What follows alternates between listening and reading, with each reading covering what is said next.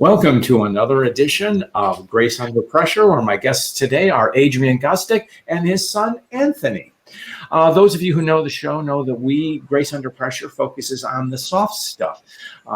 That's, well, so often called the soft stuff, but it's the caring, the compassion, the conviction, the care for others. And when you do it as a leader, it means you step up your game and you pull people together and you mobilize them for positive action.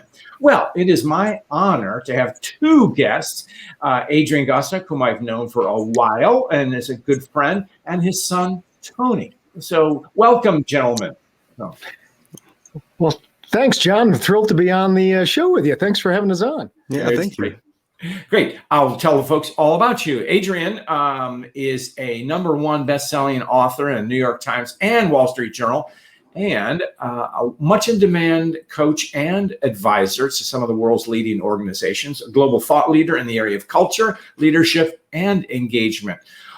His books have been profiled everywhere. Some of the titles are All In, The Carrot Principle, Leading with Gratitude, and now the new one, which we're going to focus on today, Anxiety at Work.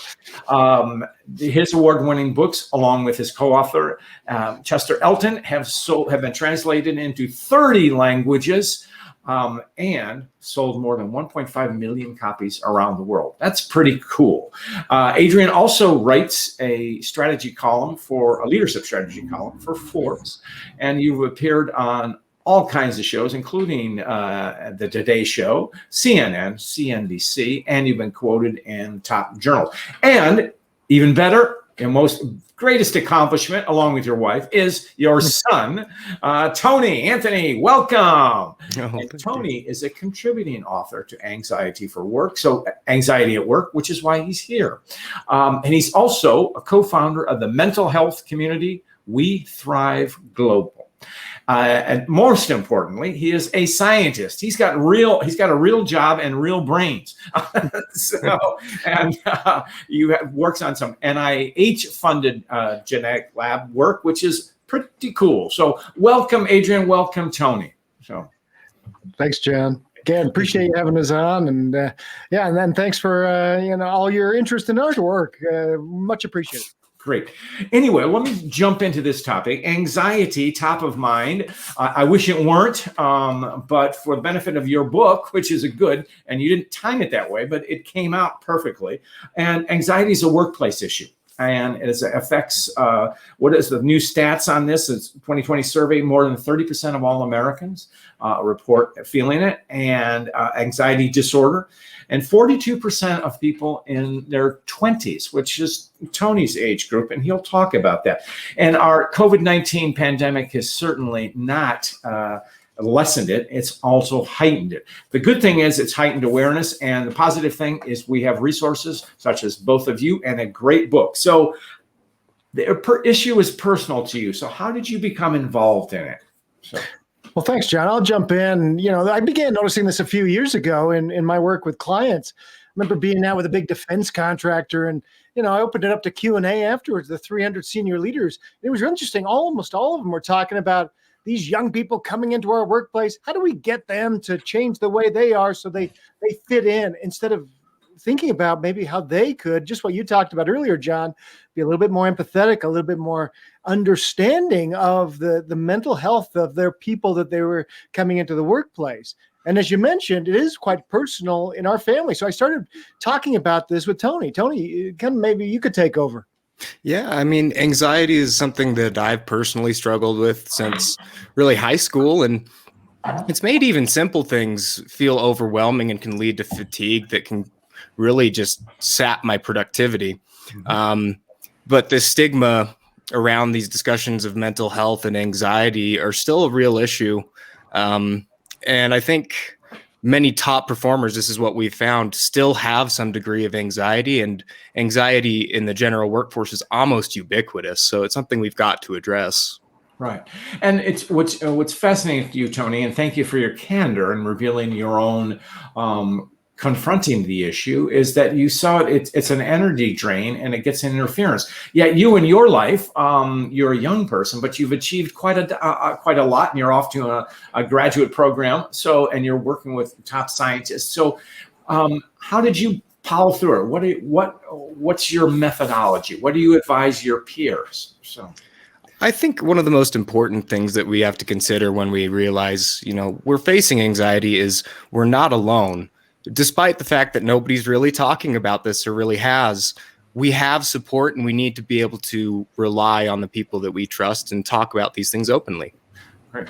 And when you say, I mean, you're very brave in coming on and, to an international audience, global audience here on this show and talking about do you think that makes it safe for others to talk about it? So, yeah, that's a great question. I think the more people are open about it, the more that others who experience this will feel safe coming out. Absolutely. Great. Now, I know one of the strategies, because it's in the book and you focus on it, and it's, I know, a topic that you, Adrian, have explored before, and it's resilience. So what did you discover in this research into anxiety? Well, together with resilience, we found an interesting couple of things. First off, the good news, this goes back to Martin Seligman at the University of Pennsylvania years ago, that we can build resilience in our lives, because some people just seem to bounce back no matter what's thrown at them. And what he found was that we can build resilience in our own lives. There's a couple of ideas that are really important. The first is mastery. So in other words, even though all these things are assaulting us in the COVID world, we feel like we have some degree of control over our own lives. And we typically can control a little bit of that ourselves. Sure. Bringing ourselves more present, being more grateful, doing some things that bring us into the present. Mm-hmm. The other is just what Tony talked about, is this idea of support, that if we have supportive networks, that we are a lot more likely to feel like we are able to get through tough times. Tony, what would you add? I would add just that that support network is such an integral idea, and having one at work, knowing that your peers, your coworkers, and even managers are willing to accept your feelings as valid can help calm anxiety so much. Okay. Now, Tony, I'm going to throw you a tough question right here. One of the things that, as an old man, I can say this. I'm a grandfather, and one of the things, if you're around long enough and you pay attention, you gain wisdom or perspective. But as a young person, you don't have the longer lens to look at things. So, in some ways, do you think anxiety is more overwhelming for younger people? Do you sense that, Tony? So. I would have to say that yes, absolutely. I mean, statistics show that more percentage, I think it's around in the 40% range, right, of millennials and Gen Z will feel anxiety at any given time. Okay. And I think it does play into that lack of experience going through anxiety-inducing experiences and figuring out how to handle that without, disregarding one's own skills. Right. And I think what building on what Dr. Seligman's work is the concept, and I've talked this with military guys, of actually teaching resilience. What have you discovered in that? One of the things we found is that, it's interesting, in the Navy SEALs, we have a chapter in this, how they teach, or they find out if somebody, first off, is resilient. Right. One of the ways they look at this is this idea of taskers versus optimizers. And taskers were people who just kind of every day, in the worst of this hell week, and for the SEALs, they would just go one task by the next. And the other group are the optimizers, where, right, Tony, they try to look at everything in a given day, right? Right. And yeah, exactly. So these optimizers will try and parse out their energy so that they can decide which events need more energy later in the day. And that makes it so that they're not focusing on the task right ahead, just as you were saying. Well, I'm sorry, go ahead. Oh, I was just going to say, which group makes it through way more than the other is not the group that looks at the big picture. It's those taskers. They try to eat the elephant one bite at a time. No, that's a great thing. I call that squaring the circle. Figure out which leads into what's exacerbating all of us right now, and why your book is so topical. It's the sense of ambiguity. We all want clarity. We all want answers. And we're in a culture now. Now we're seeing where there is a light when we're in our pandemic, there is a light at the end of the tunnel. So we are progressing this way, but there's still uncertainty out there. So how does resilience help us focus on that, deal with it? So. Yeah. And I think what we found and we wrote about in Anxiety at Work is this idea of communication being paramount right now. Yes, there is uncertainty, but we can go into this and asking for people's opinions. There's a really simple but very powerful idea is you ask people, what do you think? Because really, even if we are going into the dark, if I have some sort of say in the future, I'm going to tamp down my anxiety considerably. Tony, what would you add? Yeah, I think it's important to say, we're going into this together. We're going into the unknown together rather than enjoy the ride. Let me know how it goes. Yeah. And that sense of togetherness and community can give people confidence in what they're facing, even if they don't know yet what they're going to face. The fact that it helps me see that you as my manager are willing to overcome obstacles with me really can help calm anxiety and form certainty. Right. So, well, certainty as much as we can, at least going back to the SEALs, being the optimizer mindset, let's deal with what we can deal with at a given moment. So, and that's essential. So there's something else that the mind that kicks in here, and we've talked about the resilience, but what role does confidence play in this? Tony, do you want to jump in?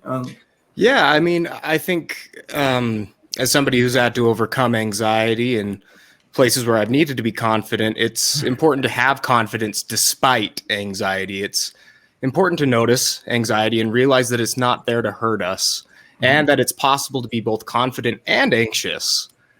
And when we can be confident despite our anxiety, we can start to overcome our anxiety. One phrase that really seems like a stupid platitude for many, but for me, it's really helped is fake it until you make it. I love it. It reminds me of another quote from Marcus Aurelius that, if I can paraphrase, said basically, we should not seek to suppress our emotions like anxiety, but question them when they become disruptive. So confidence can be something to overcome anxiety, but maybe not completely get rid of it. Right. What would you add, Dad? Yeah. And I think you just won John with the Marcus Aurelius quote. So John is a student of leadership. Anybody who reads his column in Forbes, one of the things I would add, I think I love that comment, because it is that you made there, Tony, about the faking it until you're making it. Because what we noticed in our research is that so many really capable people who suffer from anxiety have what we call imposter syndrome, where they go, they're just going to find me out. It's just a matter of time. Famous people, Bruce Springsteen, Lady Gaga, of all people, seems so confident. Steve Martin, others that talk about this feeling that they have. And so you're right, Tony, that you've really got to, in a way, when you start feeling this, you got to work through it. You've got to realize that in some ways you do have to fake it for a while, but there's a process you go through to get through this. Yeah. And confidence comes from, and I think that you would be firsthand know this, Tony, it comes from having accomplished something. So if you go through a bout of anxiety, but then you think, well, take a long lens view. What have I accomplished? I did X, Y, Z, and you should feel better. I'll get through this. Does that what goes through your mind, or? Yes. Yeah, that's absolutely what I'm talking about when I'm saying fake it till you make it. It's believe in yourself and say that you can do this, even if you might not believe it 100%. Just keep telling yourself that to power through. And 9 times out of 10, you'll see that you do just fine. Right. Anthony, what's if a young, I'm talking now, I'm really an old man. If a young person comes up to you, to one of your peers, and is expressing anxiety, what's the first step? What do you advise? I think letting them know that it's not it is very common, and that they're okay to feel that. Anxiety isn't something that we should be afraid of. It's something that we should accept as evolutionarily there to help us and make us safe. And realizing that we can start to adapt around that. Right. And Adrian, what is the organizational impact on that? What Tony has talked about? What's the responsibility for what do you advise organizations to do? I think he's exactly right. That is the idea, first and foremost, most times that an employee will come to you, and you mentioned earlier, most times they won't. So you have to build this trusting environment. Hopefully they do come to you, and they're not looking, most cases, for you to solve this. They want you to be able to listen. And we really talk about in the book, there's three things. First off, you normalize. This is very normal. We all experience anxiety. Yeah. You destigmatize this. This is not a negative. It is something like an injury to your leg. If you go skiing, we talked about going skiing earlier. This is something that our most important organ in our body deals with. It's our brain. So you normalize, you destigmatize, and most importantly, you empathize, which is not, I'm strong, you're weak, let me help you. That's not helpful. Empathy is, look, we've all felt this. I understand.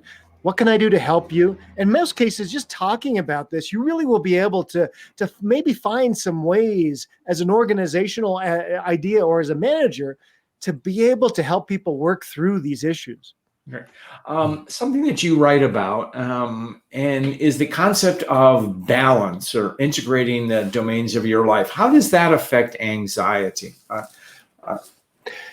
Sure, I can jump in here. Balance is, in so many different ways. I'll start from a work perspective, and maybe, Tony could talk about the, sort of the work-life balance thing, which is really important. He does the real work. You and I are just kind of faking it. It's true. I mean, we just talk. Yeah, and, he's a scientist. He's actually done stuff. real work. Yeah.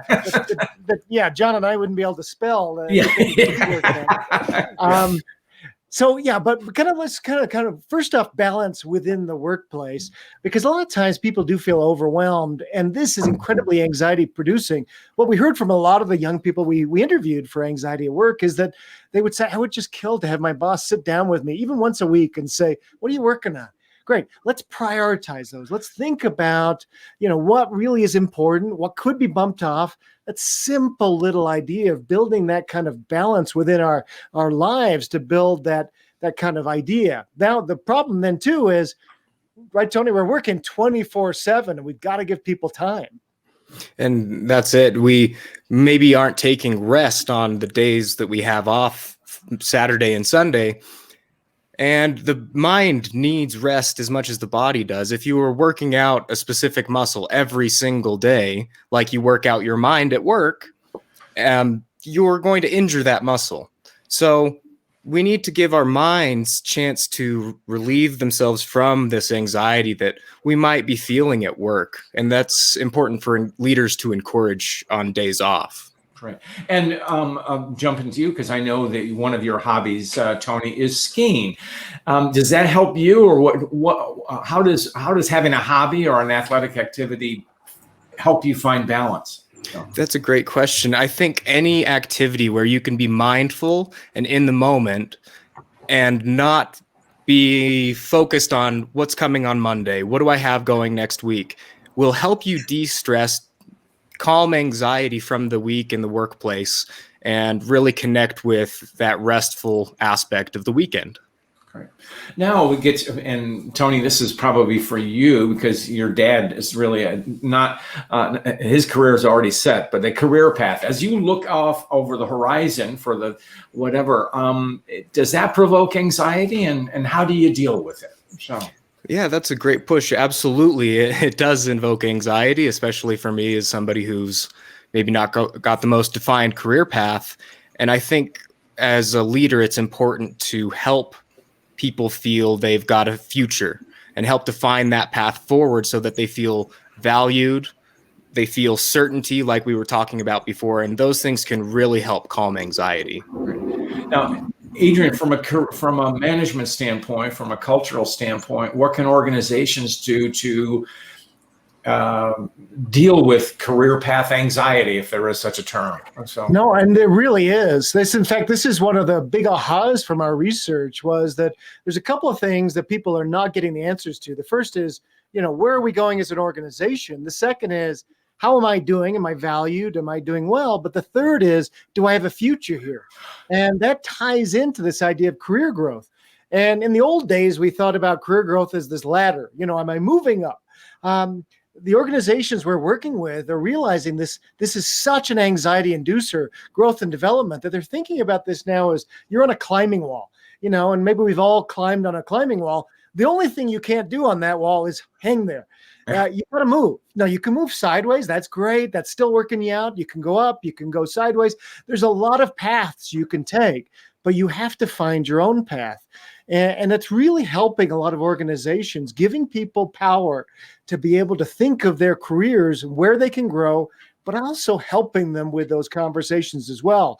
So really, one of the big ahas was, do not ignore this idea of career development. And it's actually something a manager can do a lot about to help. And there's oceans of literature about adversity. And I always remember a famous quote from Warren Bennis, and talking about he had never met a senior leader who had not been in the crucible, had faced adversity. And so what role does anxiety come in with adversity? Tony, do you want to jump in? Do you have a perspective on that? Well, I think, anxiety is obviously spurred by adversity, but that's also the opportunities that we have to prove that anxiety isn't the end of everything. We can, if we can push through those moments of adversity, show ourselves that in the future we might be able to overcome even greater adversity. Dad, do you want to chime in? Yeah, no, it's a great point that you're making, Tony, is that, in fact, one of my first jobs out of college, I got to work for this corporation. I got to write retirement stories for the internal news rag. And what was really interesting was I interviewed people. I said, tell me, about a highlight of their career. And every single one of them, without exception, told me about the worst possible times. It was, this big system went down. We had to fight this. There was some huge adversity that they had to overcome. And so Tony's right. This teaches us a lot about ourselves. And yet, you think about COVID-19. I mean, probably the biggest adversity that any of us have had to face in our lives so far. The silver lining in this whole thing is that for many leaders, they've realized this mental health stuff is real because I'm feeling it now. And it's real if I feel it. Absolutely. Ironic, yeah. And so they're realizing that I'm stressed. I'm now full-blown anxiety. We really need to do something about this as an organization. Great. Now, do either of you, I know the book delves into it, but strategies or tactics for dealing with anxiety, nuts and bolts things we can do? So, as somebody with anxiety, I think I'll chime in on that one. We really like our comfort zones, and that's something that anybody with anxiety will attest to. But as leaders, everybody needs room to grow outside of their comfort zone. And so, for example, something that a leader might do is leave the door open to that comfort zone when offering room to grow. And for example, if an employee, Rebecca, is tasked with taking on a report that her supervisor might normally take on, her manager could say to her, look, Rebecca, if this ever causes anxiety, if you're ever feeling overwhelmed or stressed, come to me, talk to me about it, and we can help shift that burden off of you. And in that way, you're giving her room to grow, but you're also leaving that door open to her comfort zone. And that can help calm anxiety immensely. Okay. Well, let me just push back at that because I agree with that 1,000%. But some managers might hear that. And Adrian, this is probably for you. Well, okay, but I'm coddling Rebecca. So what's the response to that? What we found is there's some, managers say, I don't want to be hand holding my people. What we're finding is this is not hand-holding. This is coaching. This is what we should have been doing really all along. Okay. This is really helping people to find those things that are very motivating to them. And I just love what Tony said there. Instead of pushing people, we are now inviting. We are opening the door in a way because people do want to grow.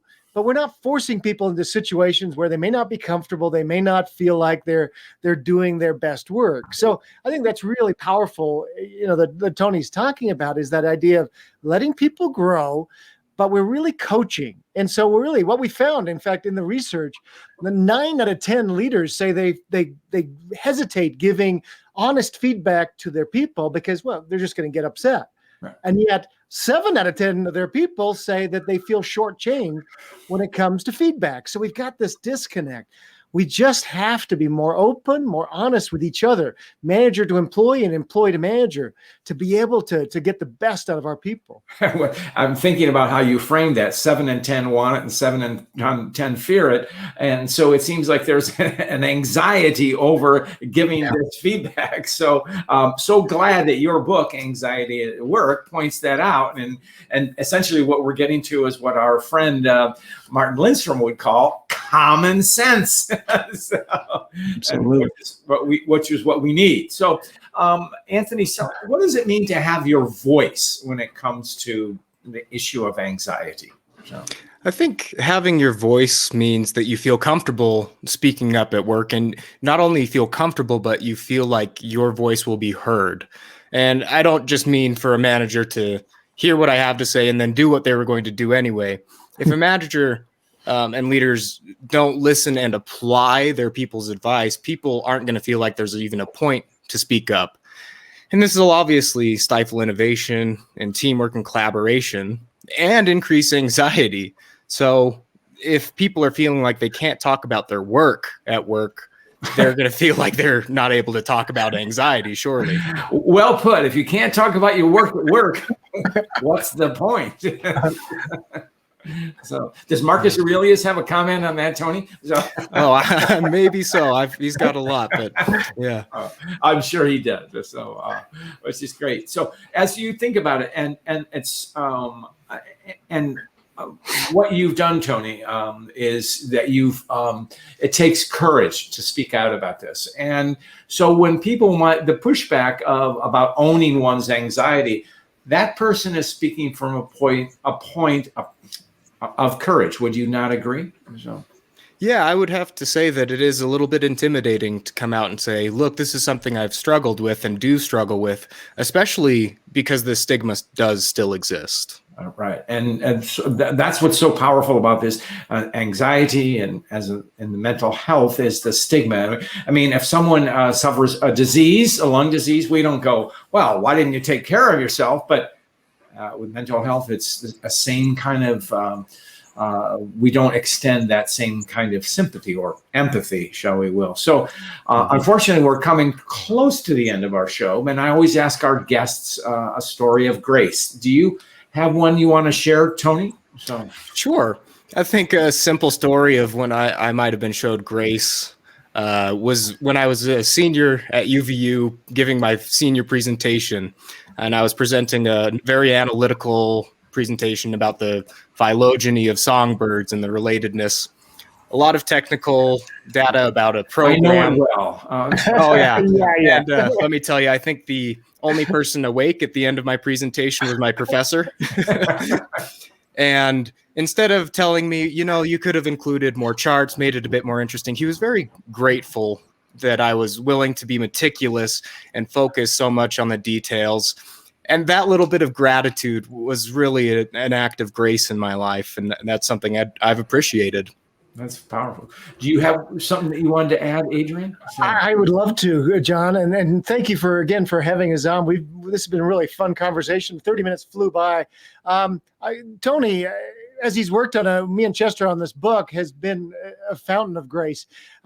He has done more research on mental health than most PhDs in psychology, and also with his scientific background, understands which we haven't even gotten into, the science of mental health, anxiety, et cetera. And he's been extremely graceful with Chester and I as we've tried to learn and also understanding really where his generation is coming from. He has very strong points of view, as do most people in his generation. And yet he has been extremely graceful in listening to us and helping us get there versus telling us, we're knuckleheads sometimes. It's been really amazing to work with him on this book.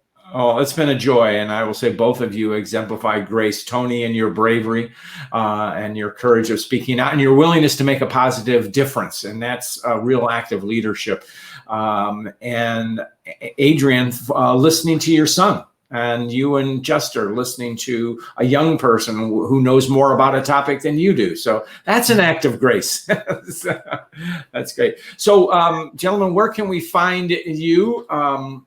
Find the book is on Amazon and everywhere, but exactly. Do you have the a book is website? wherever, yeah, thanks, John. The book is wherever fine books are sold. We also have anxietyatworkbook.com, which gives you lots of free giveaways if you order a copy of the book. And so, yeah, we'd love to hear what you think of the book and connect with us on LinkedIn. And again, thanks, John. Great. And you're doing a podcast too, an ongoing podcast? Okay. And that's great. So it's been, Tony, it's a pleasure to speak to you. Thank you for your candor. Adrian, as ever, always a joy to talk to you both. And with that, we'll sign off. So. Thanks, John.